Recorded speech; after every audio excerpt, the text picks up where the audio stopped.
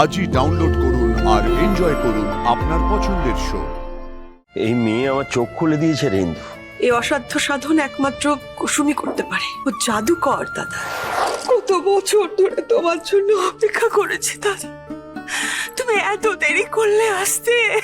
ওঠ ইন্দু, ওঠ ওঠ, আজ আমার মাথা নত করার দিন। না দাদা, তুমি মাথা নিচু করবে না দাদা, তুমি মাথা নিচু করবে না। তুমি আজ আমার এই বাড়িতে এসেছো, আমার আর কিচ্ছু চাই না দাদা। আমি তোকে চিনতে পারিনি রে, ভুল বুঝেছিলাম তোকে। এই ভুল বোঝাবুঝি আমাদের এতগুলো বছর ধরে দূরত্ব তৈরি করে দিল। হ্যাঁ রে, তুই তো আমাকে দাদা বলে ডাকিস, ক্ষমা করবি আমাকে একবার? তুমি আমার সামনে হাত জোড় করবে না, তুমি ক্ষমা চাইবে না দাদা। আমি বুকে অভিমান পোষণ করেছিলাম, আর এই অভিমান, রাগ সবকিছু আমাকে অন্ধ করে দিয়েছিল।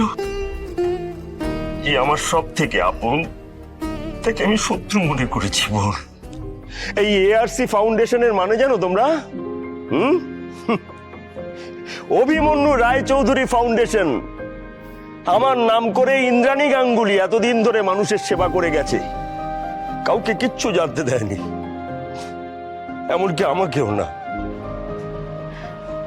জানিস, আমি সবটা যখন জানতে পারলাম, গর্বে আমার বুকটা ভরে গিয়েছিল। আমি ভেবেছিলাম তোরা আমাকে ভুলে গেছিস, কিন্তু তোরা তো আমাকে মাথায় করে রেখেছিস রে। আমার নামে চ্যারিটি তৈরি করেছি, আমি তোদের কি করে ধন্যবাদ দেবো বলতো?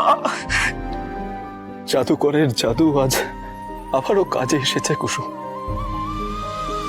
এত বছর ধরে তুই যে উপহারগুলো আমাকে পাঠিয়েছিলি, আমি আজ সেগুলো খুলে দেখেছি।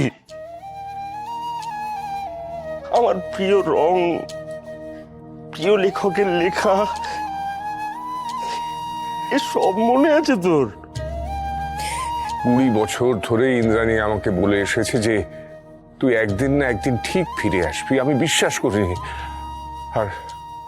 আর আজকেও বিশ্বাস হচ্ছে না। বিশ্বাস না হলেও সত্যি, আমি ফিরে এসেছি। আর সেটা সম্ভব হয়েছে কার জন্য জানিস?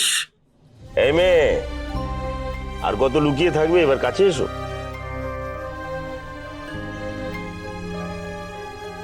এই যে কুসুম, আমার এই মেয়ের জন্য। দেবীমা, আমাকে ক্ষমা করবেন দেবীমা।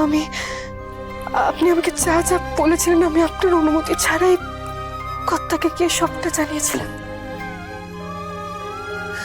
আসলে আমি ঈশান সাহেবের কষ্ট সহ্য করতে পারছিলাম, আর ছোট সাহেব আমাকে যে কাজে পাঠিয়েছিলেন সেটা অন্য কিছু না। আমি গেছিলাম কর্তাকে সবটা বলতে, সব সত্যি তার জানাতে। এই মেয়ে আমার চোখ খুলে দিয়েছে রে ইন্দু। বাকিরা অবাক হলেও আমি হচ্ছি না দাদা, কারণ আমি জানি এই অসাধ্য সাধন একমাত্র কুসুমই করতে পারে। ও জাদুকর দাদা, জানো, জাদুকর।